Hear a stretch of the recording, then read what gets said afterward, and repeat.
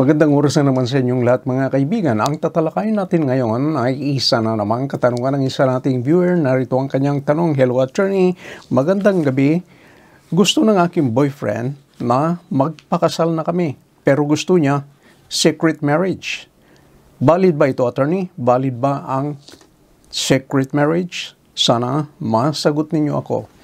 Mga kaibigan, bago natin talakayin ang ating topic, huwag niyong kalilimutan na mag-subscribe sa ating channel. Please like, comment, and share. Pakiclick na rin ang notification bell para hindi niyo makaligtan ng mga bago at susunod nating video. Balik sa ating topic.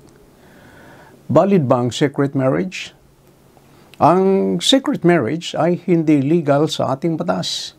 Isa sa mga requirements ng kasal to be valid ay dapat may marriage ceremony na naganap at dapat ang mga ikakasal ay personal na haharap sa solemnizing officer at kanilang personal na deklarasyon na kinukuha nila ang isa't isa bilang mag-asawa sa presence ng hindi bababa sa 2 saksi na mayroon ng tamang edad.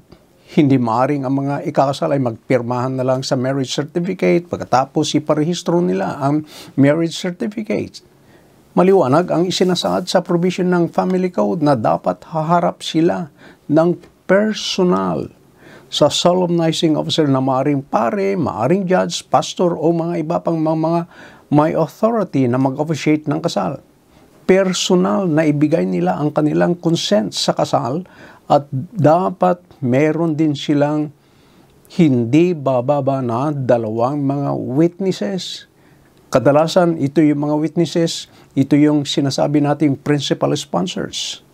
Kaya walang tinatawag na secret marriage dahil merong mga nakakalam na mga tao tulad ng solemnizing officer at yung mga witnesses ng kasal. Dahil kung walang solemnizing officer at mga witnesses para matawag na secret marriage, ang naturang secret marriage, ang naturang kasal, ay void. Walang bisa.